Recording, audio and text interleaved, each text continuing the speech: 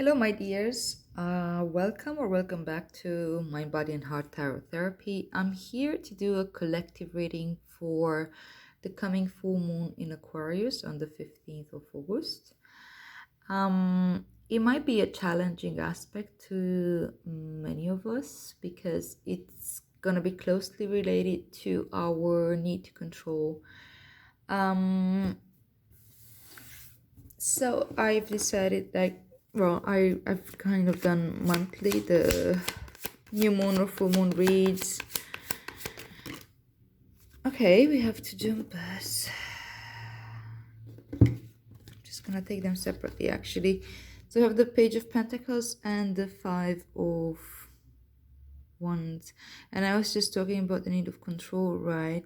The Page of Pentacles is somebody who starts seeing the opportunity, and I think that you're seeing the opportunity in the Five of Wands can easily be like somebody who needs to prove himself, who needs to show who he is or who she is in our community. It's the competition, it's strife, it's conflict as well.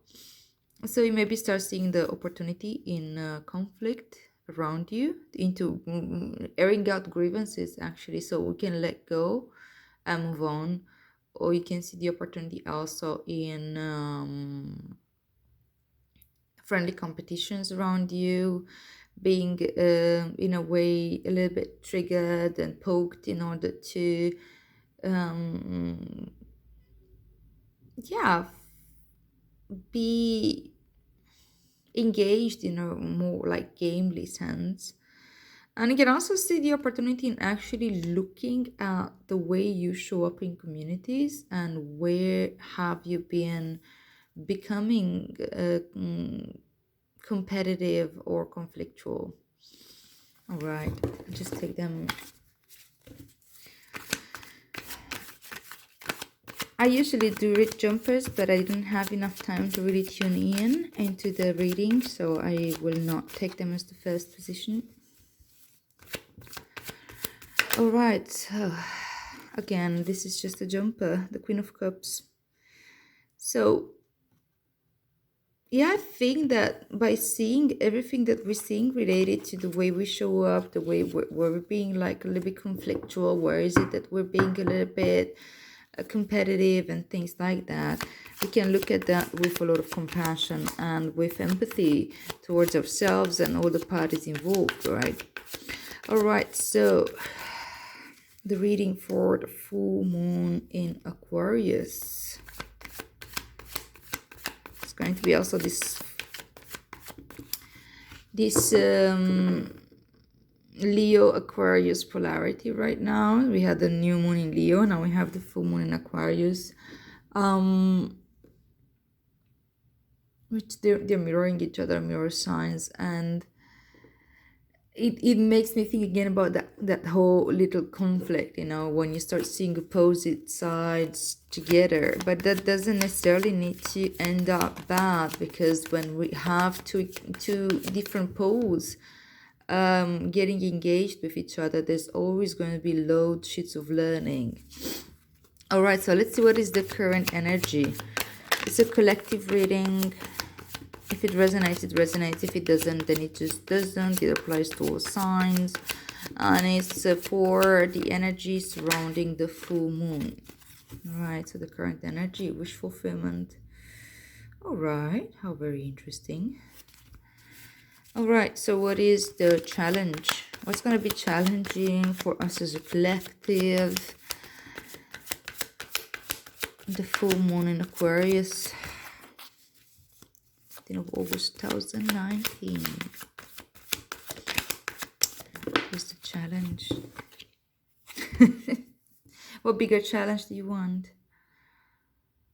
The Tower. All right.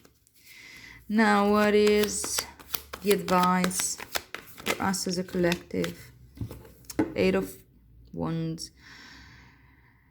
I'm taking this as spiritual downloads, really, because this is what you get when you're like struck down by the lightning, by the divine guidance. you're getting instant downloads. And with the Eight of Wands, it's a very, very fast moving energy. And it kind of really makes sense that this is what you're getting from this tower, which obviously gives the tower a really good aspect. And it usually is, but it's not particularly the most comfortable energy. So yeah, the Eight of Wands is your advice, really. That's communication. All right, so what is the future energy? What's coming after all this? Where is this taking us as a collective? What can we make out of this experience in the near future? I think I'm asking too many questions. All right, how intriguing. The Five of Pentacles. And this bottom of the deck, we have the Four of Cups as your underlying energy, as your theme. All right, if you've been with me before, you know that I pull out the clarifiers as we speak, before we even start actually the whole deep conversation. All right, so we have the Moon for the Nine of Cups. Why is the Tower here? It's a challenge. What's gonna fall this time?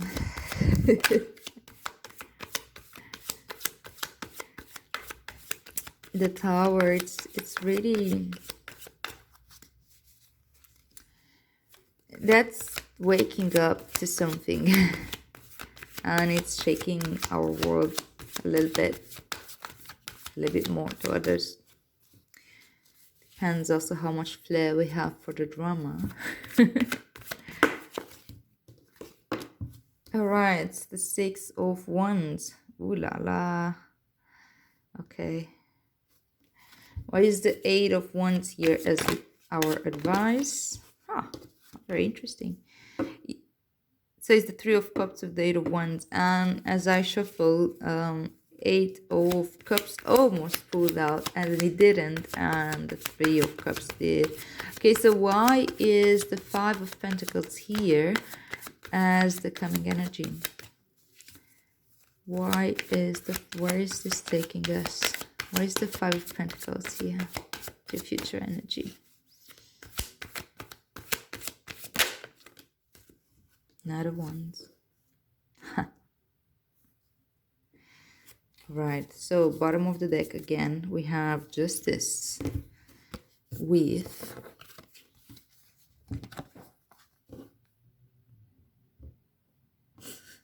all right.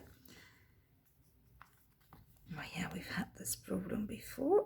Okay, I think we can see it now. So we have the Four of Cups with Justice.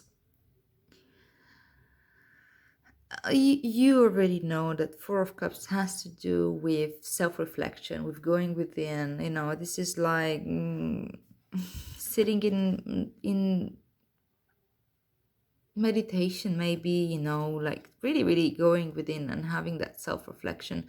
Can also means a little bit of apathy and depression, retreating from the world, really. And with Justice here, I think it has to do really with you're getting some insight out of this, and you're getting some starting to reach like some of those karmic points on your journey that you are about to resolve, in a sense.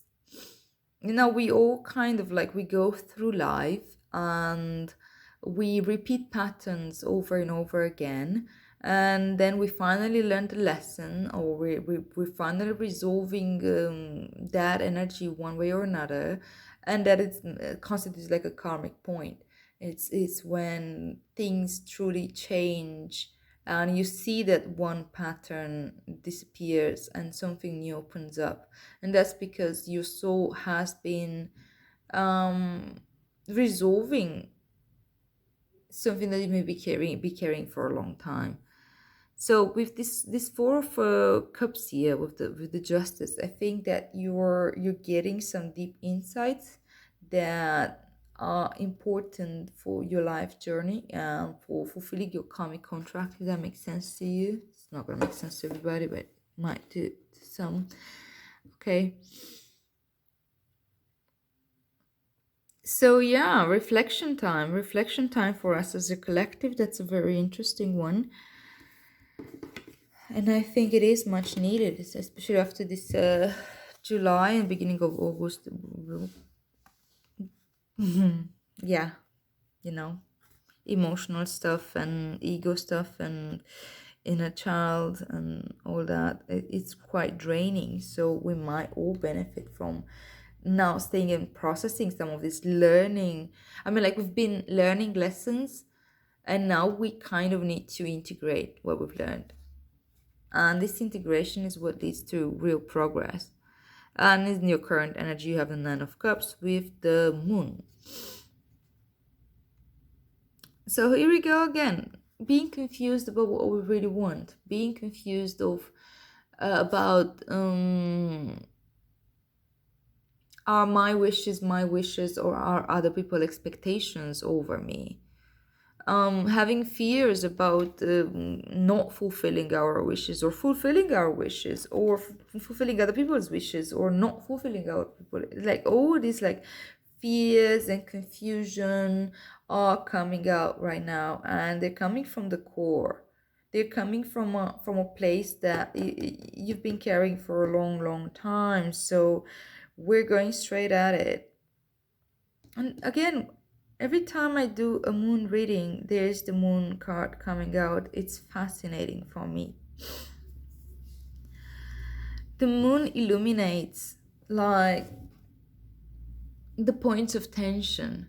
And when we get a full moon, we have an opportunity to really look at what is being illuminated. It can also feel like a lot of tension. So we may have the tendency to run away a little bit, to be very charged. But that's a very useful energy to stay with it, to sit with it, to process, and to take a step back and look at the big picture at this point. And look straight into the fears. Look exactly what stories come up for you. The moon has to do a lot with your intuition as well, and making contact with your subconscious mind, with your unconscious, to start getting, like, it's illuminating into the dark side, into the side that you don't know. And when I'm saying the dark side, doesn't necessarily need to have a negative connotation. It's more simply parts of your psyche that you are not aware of, that are hidden into your subconscious mind. It's not in your awareness, therefore it's in, like, you're in the dark about it. So these parts are being illuminated, and obviously it's going to have to do with wish fulfillment, with your wishes, with what happiness means to you. What is it that you really want? What's your heart desire? What does your mind want? The things that we actually crave for, do they come from something really deeply within, or is society brainwashing us into wanting that? Do I really want that car? Do I really need that car? Or something, that might mean something to you? Or is it something that I need to, it's like a new toy to play with in order to somehow confirm to me that I am the person that I want to be? It's like attaching something to our ego and to our self-worth and self-esteem, whether it's a person, a relationship, a status, a step up in the hierarchy. That is an example. It doesn't necessarily mean that that's going to pop out for you, or for me, or for anyone else who's like aware of the collective. Obviously, like, this is the energy, but it plays out somewhat differently, based on your own energy, your life story, and your experience, and so on. This is more of a map to understand kind of what are the raw energies coming in, and how do they tend to work together and influence us. But the way we respond to them is always going to be up to us and our choice. And um yeah, when it's up to us as well, if we take responsibility for that or not. You get to see some parts of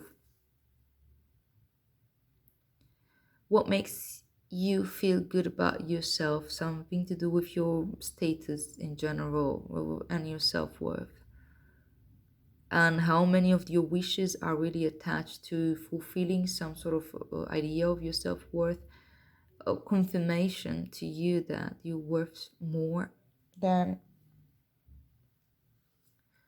another voice in your head might be telling you that you don't. So it's that inner conflict again. But the moon is also like a card that really tells you that, you see the path here, you see that this what's that really? The Cancer. The crab like comes out, and there's the dog and the wolf howling at the moon. It's really, really scary. It is a card of like facing out fears and looking into the shadow, right? So it's good, and it's actually really, really reflective of where we really are with this full moon coming in, and the things that are being illuminated, having to do with also how we can maybe get controlling about fulfilling our wishes and getting what we want. And there we go, the tower as our challenge with the Six of Wands. So I think that what is falling, what is like, the tower is always about like a preconception of the world falling apart. The way we've been looking at the world or understanding the world or founding finally some sort of ground to hold on. The moment we like too tight on the ground, too firm, then we lose our connection with reality, because the reality that is everything is changing, and everything is going to, nothing lasts forever. Impermanence is at the core of existence, and this is the only constant, actually. And we can take this conversation very deep, having to do with matter, having to do with composition and decomposition, and the way, like, but or we can talk about death, or we can talk about getting old, or we can talk about how the light moves and constantly how the candle burns, how everything is constant change. Some of them slower than others, but there's still constant change. And I think that what is like going to have to fall for you is a strong idea you may have about getting recognition, being recognized and being seen for what you're doing, um being applauded, being told how well you've done, or how much of a hero you are, or how witty and smartly you solved this problem, or things like this, how much hard work you put into this project, how dedicated mother you are, that sort of stuff, or parent or whatever. um and trust me, this like being there, I'm going there in that space every once in a while, and it's not a fun place to be, to start like to have this, first of all, to see it, and then to have it fall apart. Because you see, it all goes back to the whole self-esteem. Like when I'm getting appreciation, what I'm being seen, when I'm being like applauded for each and every move that I make, um I feel good about myself. I feel like my efforts are being rewarded. I feel like I'm doing well. I'm on the right path. I'm getting confirmation for my world, and feedback. Okay, I'm going in this direction. Yeah, it's good. Yeah, yeah, yeah. But we need to overcome that. We need to overcome. We all need to overcome um in our like quest of getting closer to ourselves. We need to overcome that need for other people to um approve of us or to confirm our reality. We're getting more and more grounded, right? Through our practice, through our understanding of the world. We're getting more and more grounded, and we are able to conform our universe based on the fact that this very universe is not as solid as we think it is. My persona, what I identify as self or as the ego or as who I am is not as solid as I thought it was. Also, the need for recognition starts to fade away because we realize that there was never the point. I do not need to really prove myself.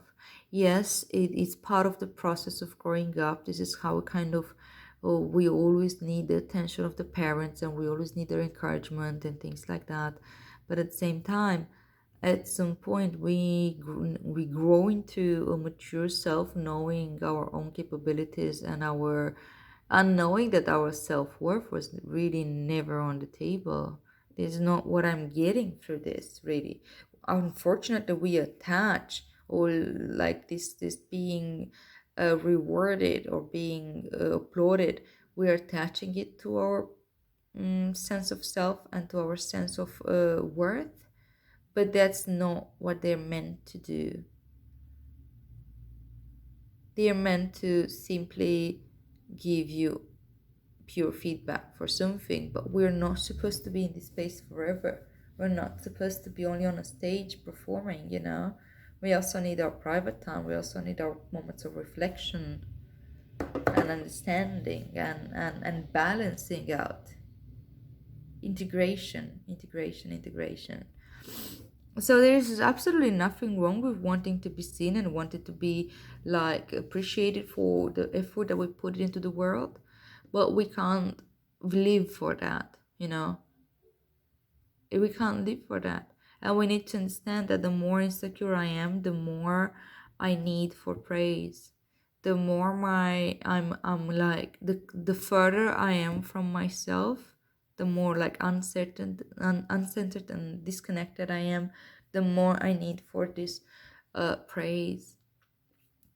So this is probably how much was gonna fall apart for us in this period around this full moon, and I'm cool with it. I think it's necessary. I'm sure I'm not gonna have much fun with it, but it's it's perfectly fine. Um, and as our advice, we have the Eight of Wands with the Three of Cups, and as I said, I think like we are getting downloads. We are getting a deeper understanding. We have all this like insight with the sword from the justice. We have the tower falling. We are opening ourselves to our intuition, and it means that we're starting like there's that movement, that vertical movement that comes from above and goes in below. You see, and we're communicating. We are encouraged to communicate these downloads to our soul family, to our network. It is important. It is very, very important for us to communicate, especially when in these moments of vulnerability, where if I notice that I showed up into the world really looking for confirmation and for feedback and all this, or maybe I've been conflictive or been triggered, it is truly important to start to communicate about this stuff and our understanding of it. And especially if I start getting it, where is it coming from, what's the insecurity is tapping, uh that helps us, like especially communicating all that helps us to see, because every time we put it into words we formulate it differently. It helps us to see like what is the story that we're telling ourselves. When I'm telling the story to someone else, I already like tailor it a little bit. It's not going to be as raw as I hear it being told to myself on a daily basis. um, and it's good to just pay attention, not try to control the information, not try to hold things back, or to really tailor it too much. Just simply observe and communicate. And as you communicate, of course, it would help if you were allowing yourself to have some vulnerability, and to speak from the heart. But it's always going to be played out in a one way or another. It's going to be communicated somehow by one of your aspects. It's going to be put into words. That means that a story is going to go around it. And what would be this story? Notice it, observe it, and that's going to be very, very important for you to make sense out of this tower, make sense out of this like whole questioning of the wishful wishes, and this need for a public need for an audience and for approval. And this is taking us into a place of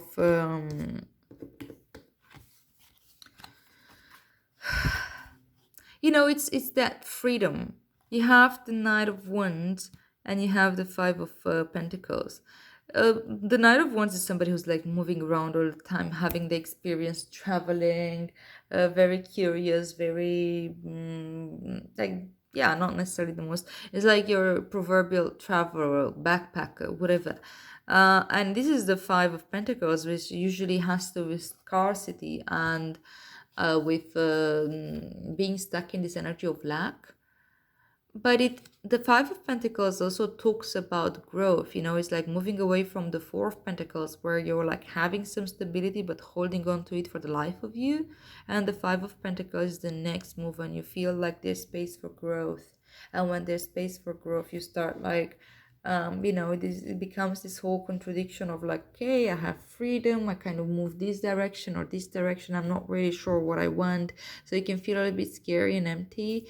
But there's like this enthusiasm with the Knight of Wands of like having the experience and being able to carry yourself through this journey of moving on to that feeling of insecurity. And it may have very well feel like financial insecurity, because when you make a career change, for example, there's always going to be that fear. Okay, will this job be what I want? The next one, if it's coming, or having like a period of wait, or having like a complete change in career, like will this work out for me? Am I going to earn enough? Am I going to be able to take care of myself? Am I going to be able to do whatever it is that I was doing, or can I sustain a lifestyle that I'm comfortable with? And all these things can rise up and can come.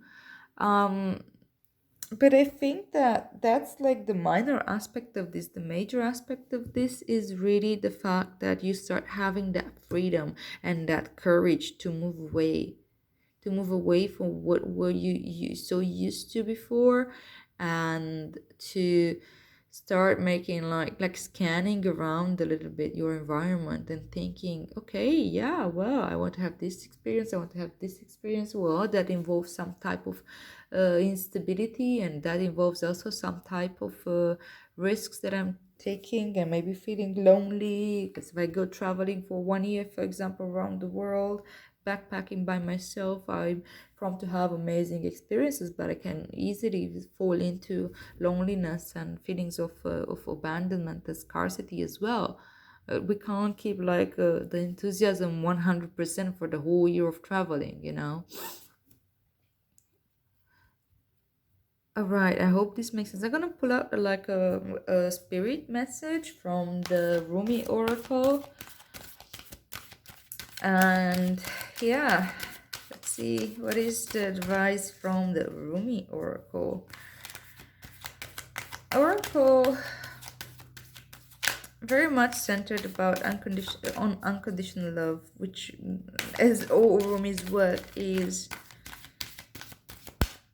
Okay, I can actually do this here.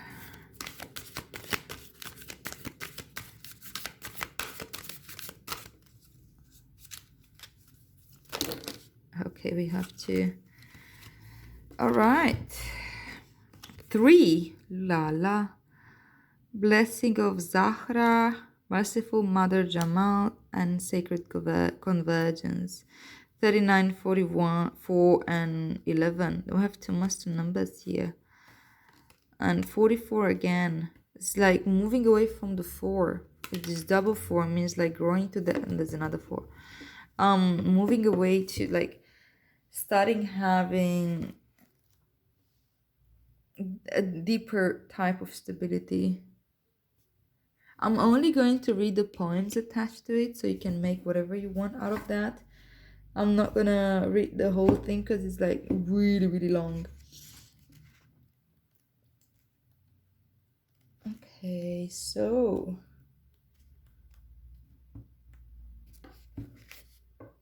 Blessing of Zahra. Oh, that's a long poem.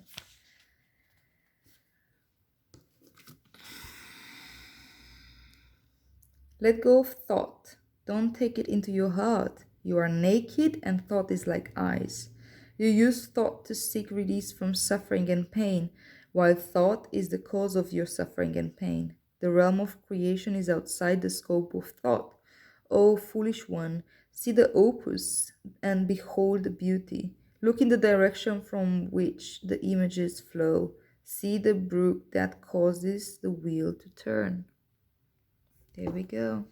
Letting go of thought. That makes a lot of sense to me.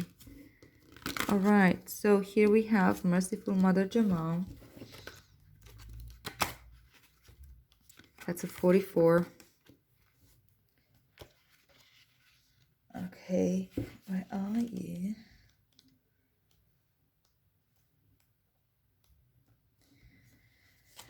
And it says, O sudden resurrection, O countless blessings, O blazing fire in the jungle of thoughts, today you arrive with laughter to break open the jail. Wasn't that beautiful? And then the 11.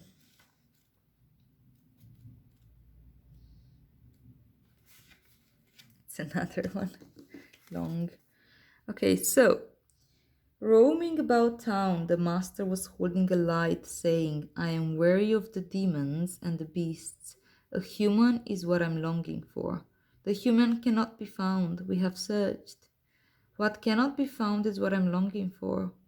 Although poor and needy, I will not accept small pieces of ruby. The mine of the finest rubies is what I'm longing for. One hand holding a cup of wine and the other the curls of the beloved. A dance like this in the middle of the circle is what I'm longing for. Rumi. So I'm hoping that you see the connection with like how you're literally like looking at your thoughts right now and what your desires are about.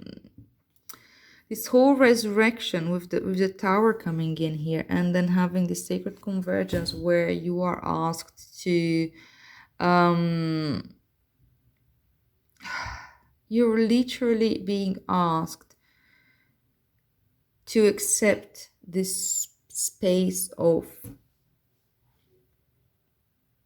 loneliness and poverty in order to look deeper to what you really want. Sorry, I want to... Although poor and needy, I will not accept small pieces of ruby. The mine of the finest rubies is what I'm longing for. What cannot be found is what I'm longing for. We're looking again and again at what is it that we're really longing for, and where is that coming from? Is it attainable? How can I get there? And what is it? Illusion? Is it delusion? Or does it make sense? Is it coming from within, or is it coming from where?